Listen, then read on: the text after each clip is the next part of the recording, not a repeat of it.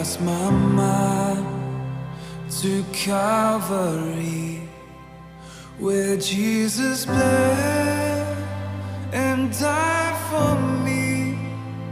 I see his wounds, his hands, his feet, my Savior on that cursed tree.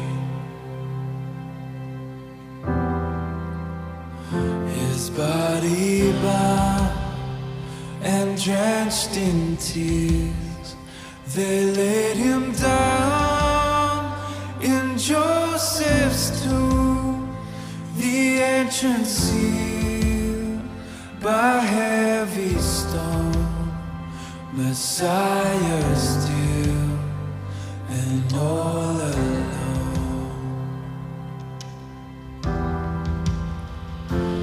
Oh, praise the name of the Lord our God. Oh, praise his name forevermore.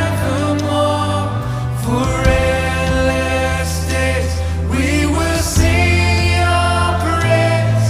Oh Lord our God.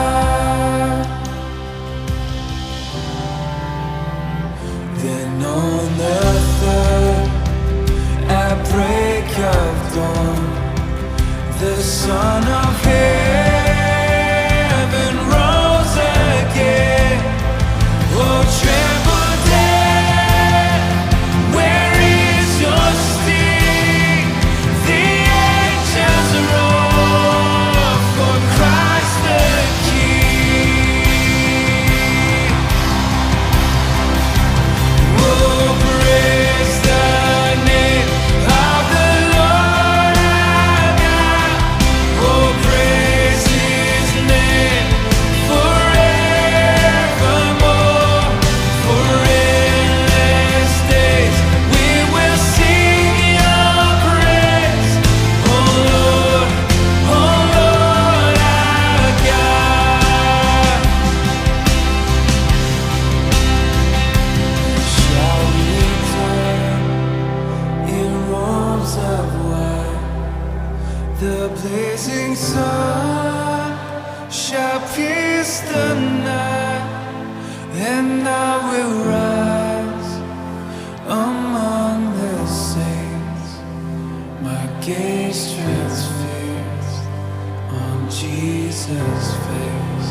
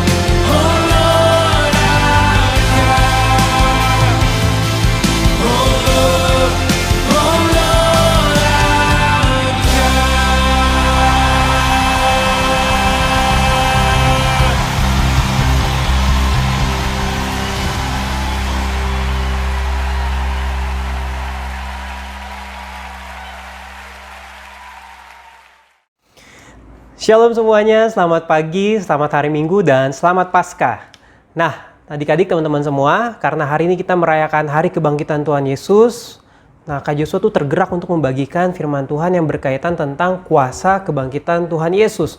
Mengapa kita perlu mempercayai kebangkitan Tuhan Yesus dan apa dampaknya kalau kita mempercayai kebangkitan Tuhan Yesus. Tapi sebelum kita lebih lanjut dan lebih dalam mempelajari firman Tuhan, yuk kita sama-sama bersatu di dalam doa. Bapa dalam surga, kami bersyukur bahwa Engkau tidak hanya lahir dan mati bagi kami, tapi Engkau juga bangkit bagi kami. Oleh sebab itu Tuhan, pagi ini kami mau mempelajari dan belajar memahami arti kebangkitan-Mu dalam hidup kami. Tuhan tolong supaya setiap perkataan yang keluar dari mulut bibir hamba-Mu hanya perkataan yang berasal daripada-Mu saja. Berkati juga teman-teman yang mendengarkan supaya teman-teman bisa mengerti dan memahami isi hatimu. Terima kasih Tuhan Yesus. Di dalam nama Tuhan Yesus. Haleluya. Amin. Nah teman-teman, adik-adik semua, pada tahun 2004 ada kejadian yang begitu luar biasa yang terjadi di Amerika Serikat. Seorang anak laki-laki berusia 6 tahun bernama Alex Malarkey bersama ayahnya Kevin Malarkey mengalami kecelakaan yang fatal. Akibatnya Alex harus menjalani perawatan selama 2 bulan di rumah sakit karena dia mengalami koma dan tidak sadarkan diri. Belum lagi situasi tersebut diperparah karena Alex akhirnya mengalami kelumpuhan dari leher ke bawah.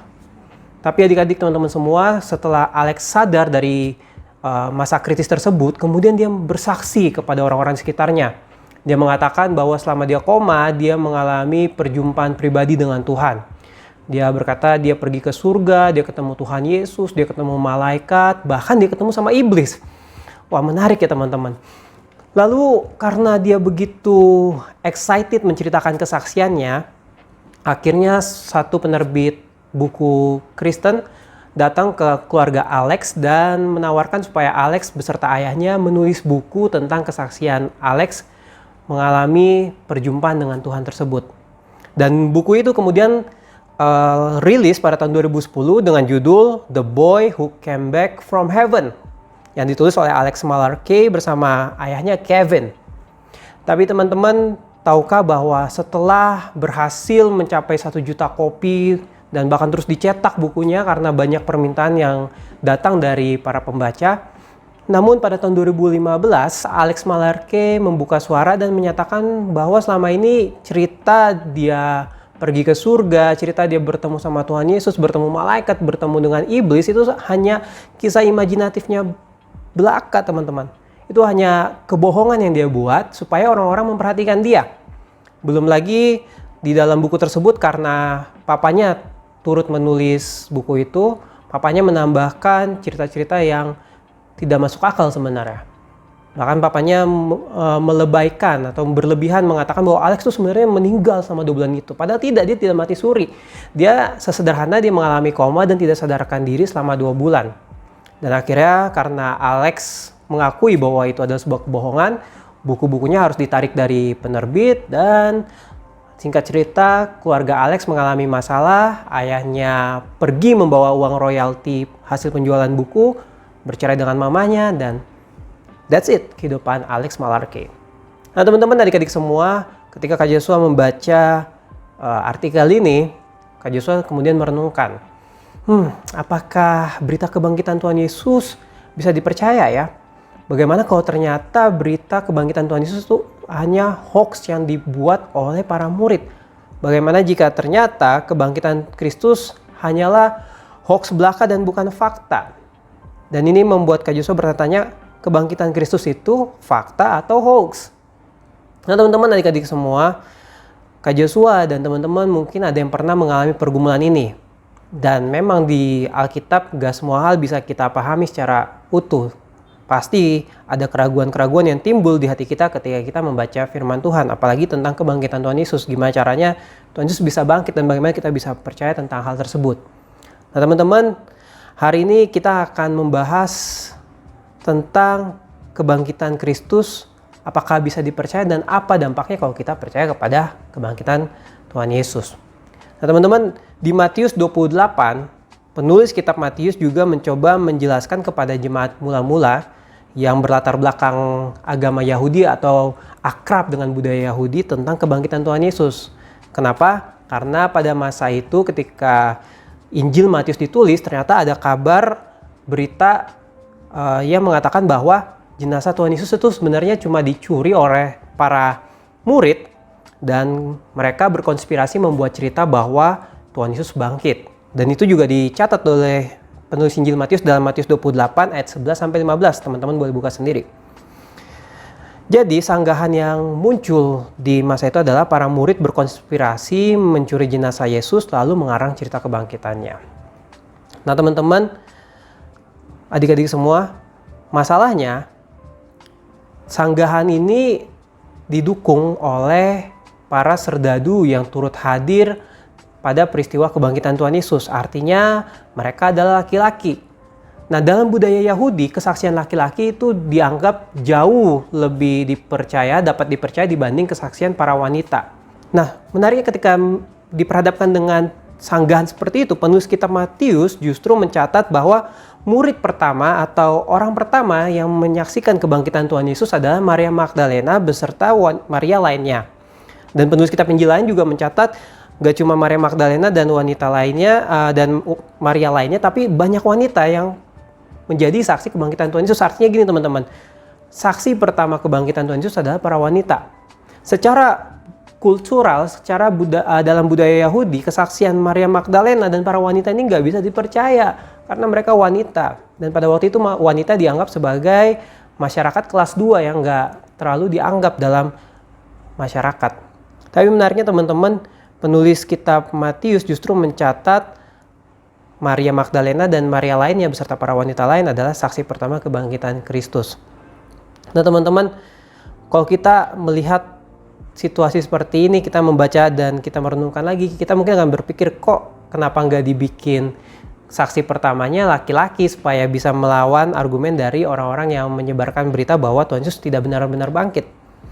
Nah tapi teman-teman, kesaksian ini justru yang meneguhkan iman kita. Kenapa? Karena kalau mereka berargumen bahwa para murid mencuri jenazah Yesus lalu membuat cerita karangan bahwa Tuhan Yesus bangkit, ya harusnya benar. Para murid dan para penulis kitab Injil harusnya menceritakan bahwa yang pertama melihat itu sosok laki-laki, bukan para wanita. Tapi justru karena para murid ini nggak berbohong, mereka nggak mencoba mengarang-arang cerita, mereka menyatakan apa adanya bahwa memang yang pertama kali datang adalah Maria Magdalena bersama para wanita lainnya. Dan catatan ini juga didukung oleh catatan Injil lain dalam Markus 16 ayat 1, Lukas 24 ayat 10, dan Yohanes 20 ayat 1. Dan ini yang justru bisa meneguhkan iman kita bahwa para murid tidak berkonspirasi untuk mengarang-arang cerita Kristus. Nah teman-teman, satu hal yang mau Kak Joshua bagikan secara praktis, justru kelemahan kita yang menguatkan kesaksian kita.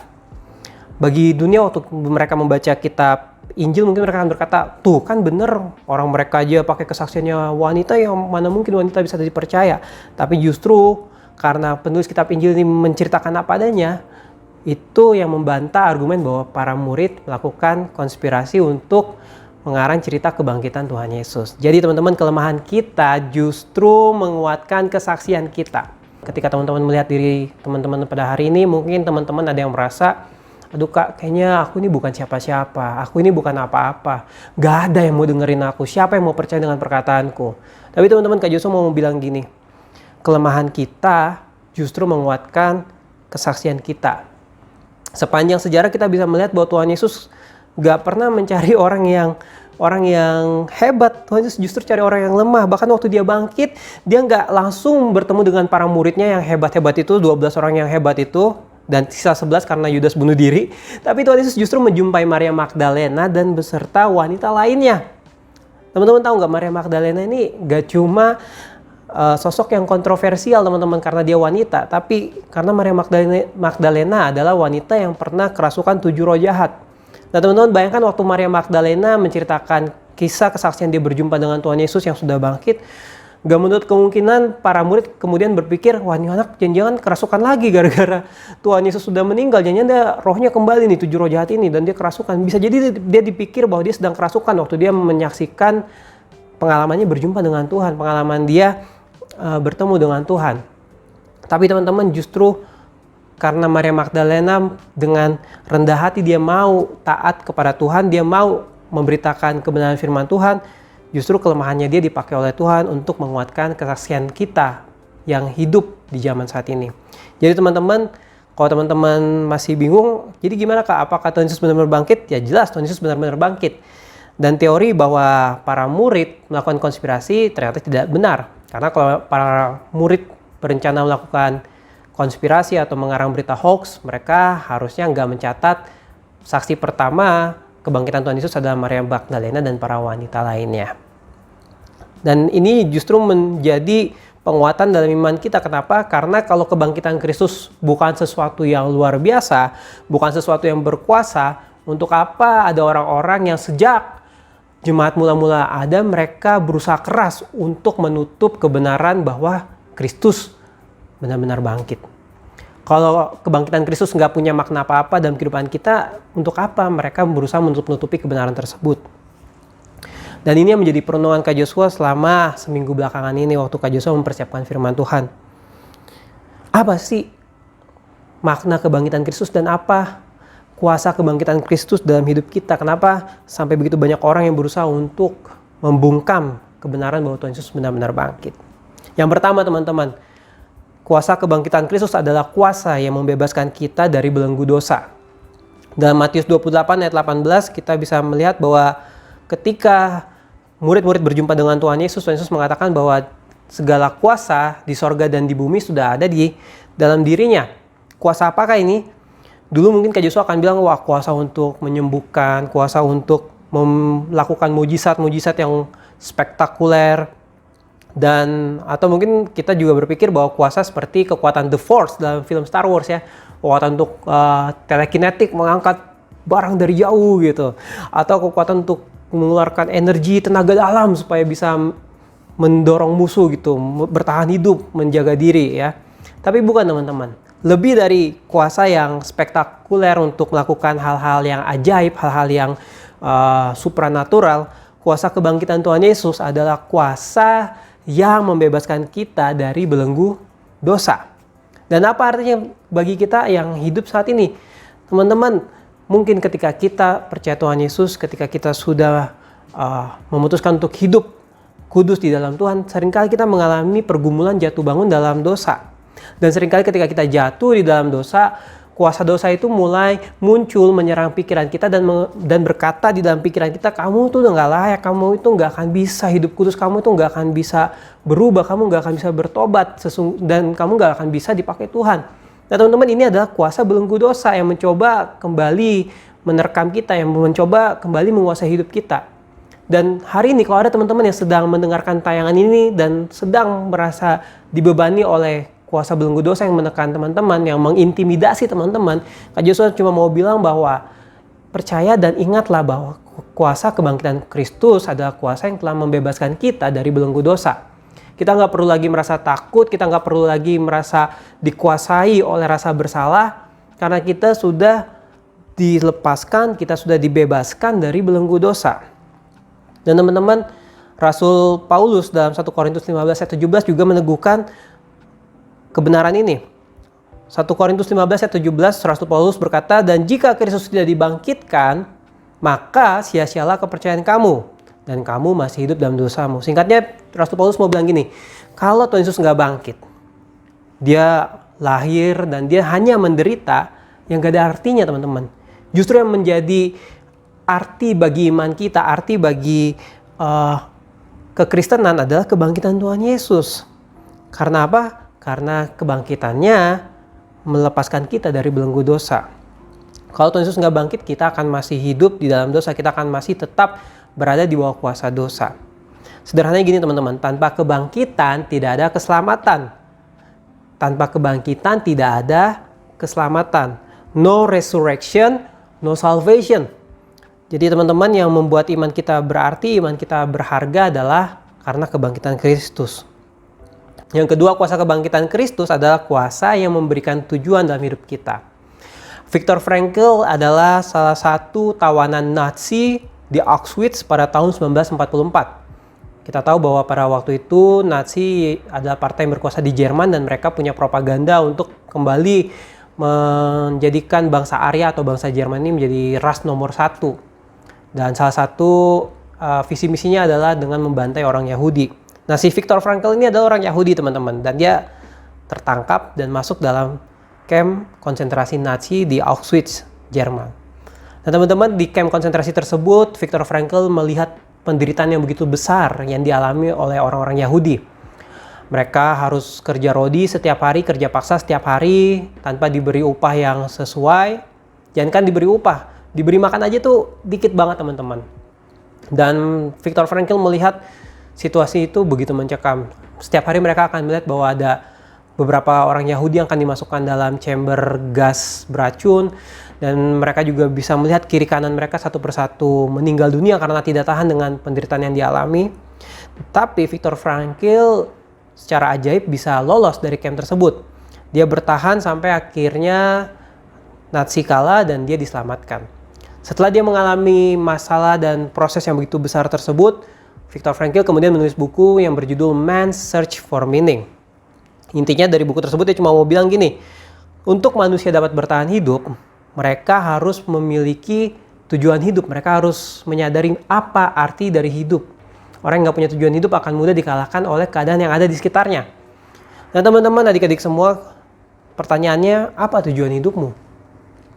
Kita seringkali mengkaitkan tujuan hidup dengan cita-cita. Tapi sayangnya itu bukan tujuan dan makna kita hidup. Cita-cita itu hanyalah atribut atau alat kita untuk mencapai tujuan hidup kita. Lantas apa sih tujuan hidup kita? Nah, di Matius 28 ayat 19-20a di sini Tuhan Yesus memberikan visi, memberikan tujuan hidup bagi para murid, yaitu untuk pergi dan menjadikan seluruh bangsa murid Tuhan. Artinya tujuan hidup kita sebagai orang percaya adalah untuk menjadi murid Kristus yang juga memuridkan orang lain. Nah, seringkali kita berpikir bahwa memuridkan orang lain adalah tentang mengkristenisasi orang lain, tentang menggerejakan orang lain. Nah, ini pola pikir yang terlalu sederhana, teman-teman. Kita nggak dipanggil untuk jadi salesman surga. Kita nggak dipanggil untuk kejar target, kita harus menginjili sekian orang dalam hidup kita, kalau enggak kita masuk neraka. Enggak, teman-teman. Menjadi murid Kristus sejati artinya kita membawa gaya hidup Kristus di tengah dunia dan situasi yang tidak ideal. Dunia tidak ideal, teman-teman. Dunia akan semakin buruk. Jadi sebenarnya di dalam dunia ini nggak ada harapan selain Kristus.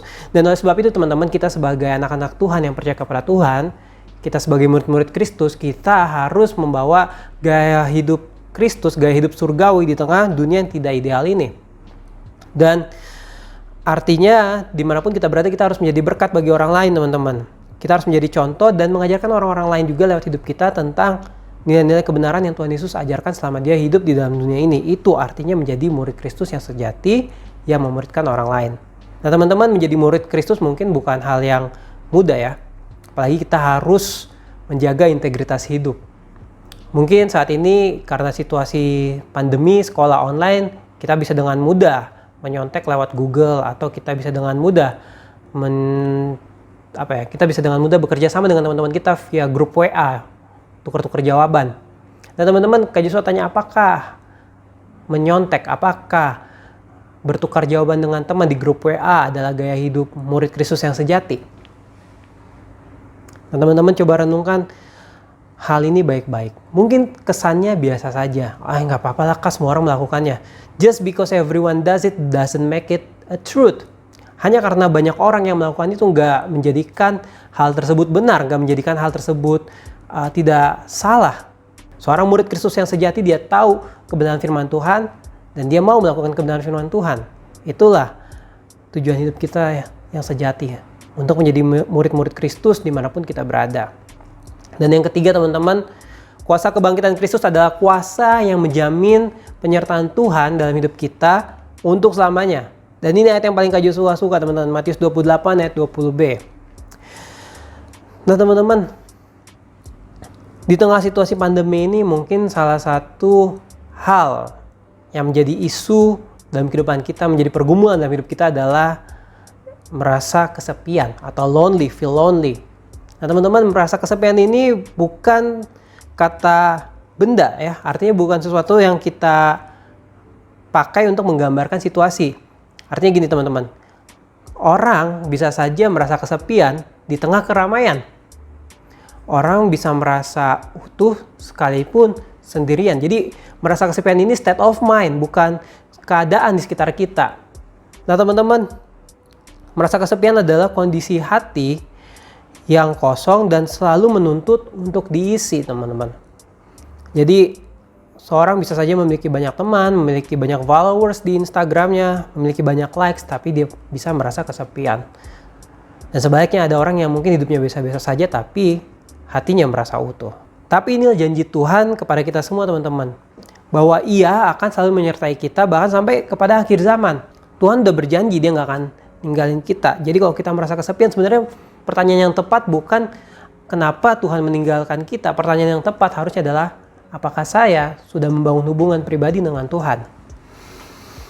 Nah teman-teman, seringkali mungkin kita berpikir saat teduh, baca Alkitab, berdoa itu sudah cukup. Ya nggak salah, benar, kita harus rutin baca Alkitab, berdoa saat teduh.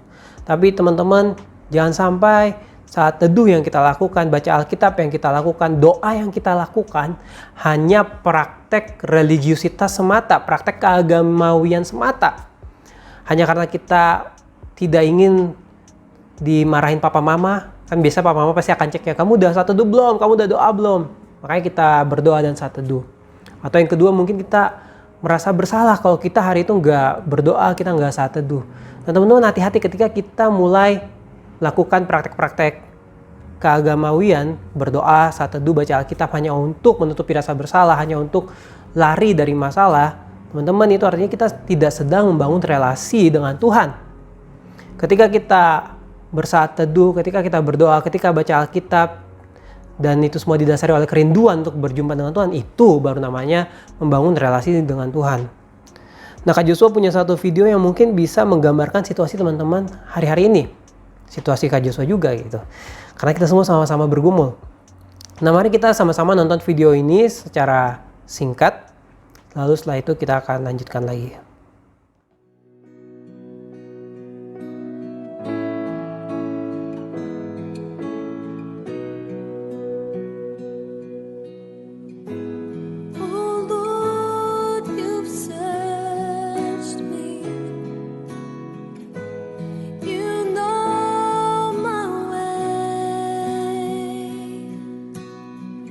Even when I fail you,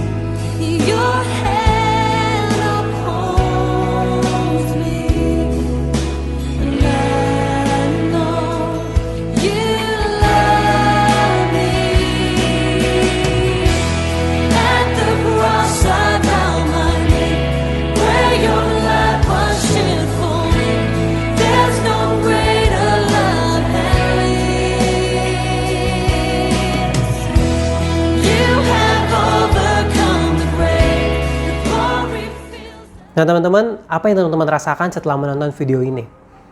Jujur waktu Kak Joshua lihat video ini, Kak Joshua jadi merenungkan kembali teman-teman.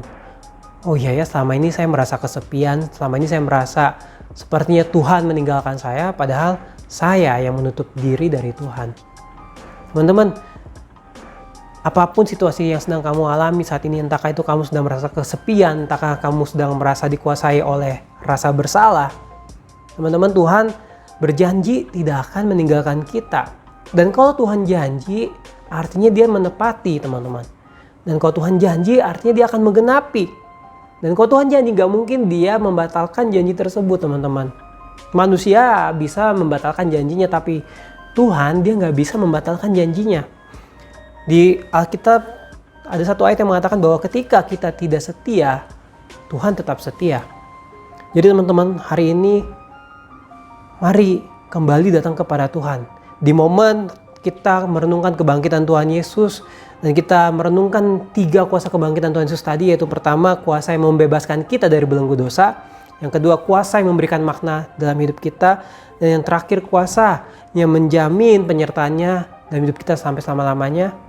Mari teman-teman, kita renungkan kembali keadaan kita akhir-akhir ini. Apakah kita sudah membangun hubungan yang intim dengan Tuhan secara pribadi atau belum? Salah satu alasan kenapa Tuhan menaruh Roh Kudusnya dalam hidup kita adalah supaya kita bisa bergaul dengan Tuhan setiap hari. So hari ini teman-teman, yuk kita sama-sama bangkit lagi. Kita sama-sama mau belajar bergaul bersama Tuhan setiap hari. Mari kita bersatu di dalam doa. Bapa dalam surga, terima kasih ya Tuhan buat kebenaran firman-Mu pada pagi hari ini. Kami bersyukur Engkau telah bangkit, dan kami lebih bersyukur lagi atas kuasa kebangkitan yang telah Engkau anugerahkan dalam hidup kami. Tuhan, hari ini kami mau berkata bahwa kami tidak mau lagi dikuasai oleh rasa bersalah. Kami juga tidak mau lagi dikuasai oleh kecemasan-kecemasan akan masa depan. Kami juga tidak mau lagi Tuhan terus-menerus membelakangi Tuhan, terus-menerus menghindar dari Tuhan. Karena kami percaya kuasa kebangkitan-Mu dan Roh Kudus-Mu yang hidup dalam diri kami adalah kuasa yang membangkitkan roh kami, kuasa yang membangun roh kami untuk kami bisa berelasi dengan Engkau. Oleh sebab itu Tuhan, kami mohon kuasa Roh Kudus-Mu menolong kami yang lemah ini untuk bisa bergaul dengan Engkau, membangun relasi dengan Engkau, dan terus-menerus bertumbuh dalam kebenaran firman-Mu. Terima kasih Tuhan Yesus, dalam nama Tuhan Yesus, haleluya, amin. Oke, happy Sunday, selamat Paskah, Tuhan Yesus memberkati.